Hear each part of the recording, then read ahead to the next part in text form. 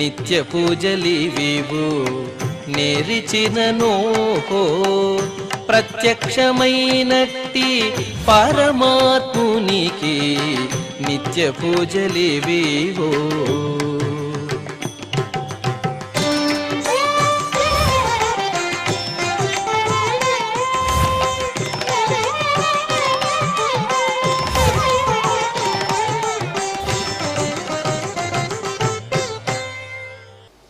ఓం నమో వెంకటేశాయ. ఈరోజు బుధవారము, శ్రీ క్రోధినామ సంవత్సరము, ఉత్తరాయణము, శిశిర ఋతువు, మాఘమాసము, కృష్ణపక్షము, సప్తమి తిథి, స్వాతి నక్షత్రము, ఫిబ్రవరి 19, 2025.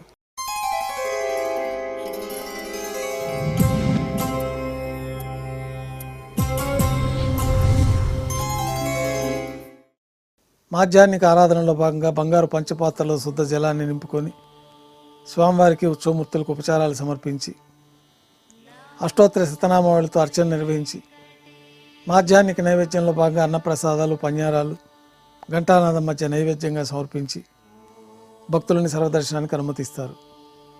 ఉభయ దేవేలతో శ్రీ మలయప్ప స్వామివారు బంగారు తిరిచిపోయిన వేంచేసి విమాన ప్రదక్షిణంగా సంపంగి ప్రాకారంలో కల కళ్యాణ మండపానికి చేరుకుంటారు.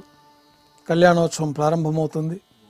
పుణ్యాహవాచనము, అంకురార్పణ, రక్షాబంధనము, అగ్నిప్రతిష్ఠ, స్వామివారికి, అమ్మవార్లకి కళ్యాణోత్సవం సందర్భంగా నూతన పట్టు వస్త్రాల సమర్పణ, మహాసంకల్ప పఠనం, మాంగళ్యాల ఆరాధన, మాంగళ్యాల పూజ నిర్వహించిన తర్వాత శ్రీవారి తరఫున అమ్మవార్లకి మాంగళ్యాల సమర్పణ, శ్రీవారికి, అమ్మవార్లకి కర్పూర నీరాజనము, విశేషమైన హోమాలతో పూర్ణాహుతి పూర్తయిన తర్వాత మాలా పరివర్తనం అనే కార్యక్రమాన్ని నిర్వహించి ఉభయ దేవేరులను శ్రీవారి చెంతకు చేర్చి ఈ సందర్భంగా అక్షతారోపణం అనే వైదిక కార్యక్రమాన్ని నిర్వహించిన తర్వాత కర్పూర నీరాజనము, నైవేద్యము, తిరిగి కర్పూర నీరాజనంతో కళ్యాణోత్సవం పూర్తవుతుంది.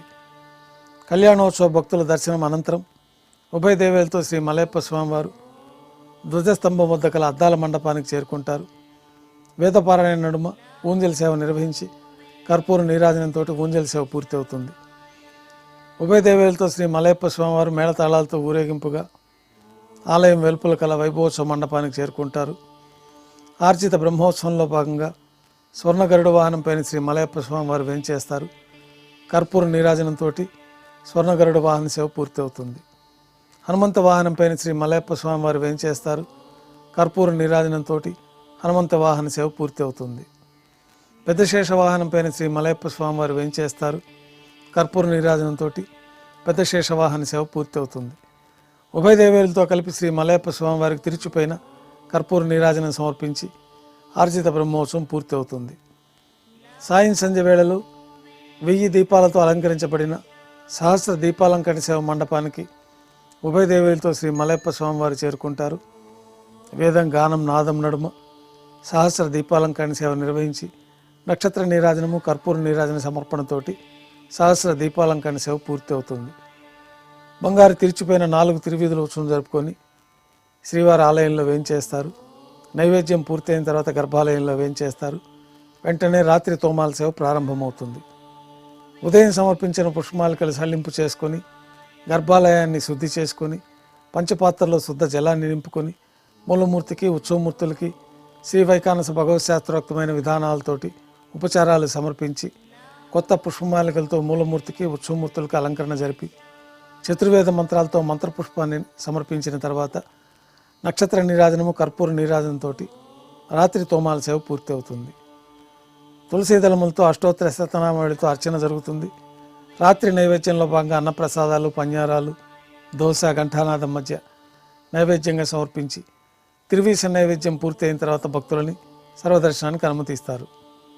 కొద్ది విరామం తర్వాత ఏకాంత సేవలో భాగంగా రాత్రి సమర్పించిన పుష్పమాలికలు సల్లింపు చేసుకొని గర్భాలయాన్ని శుద్ధి చేసుకొని బంగారు పంచపాత్రలో బ్రహ్మ తిరువారాధన కోసమై తీర్థాన్ని సమర్పించి ఏకాంత సేవలో భాగంగా కౌతుకభైరమైన శ్రీ భోగ శ్రీనివాసమూర్తి వారిని బంగారు పట్టు పాన్పు పైన వేయించేసి ఈ సందర్భంగా స్వామివారికి దారోష్ణమైన గోక్షీరము, జీడిపప్పు, ద్రాక్ష, కలకండ కలిపిన మిశ్రమాన్ని నైవేద్యంగా సమర్పించి కర్పూర నీరాజనంతో ఏకాంత సేవ పూర్తి అవుతుంది.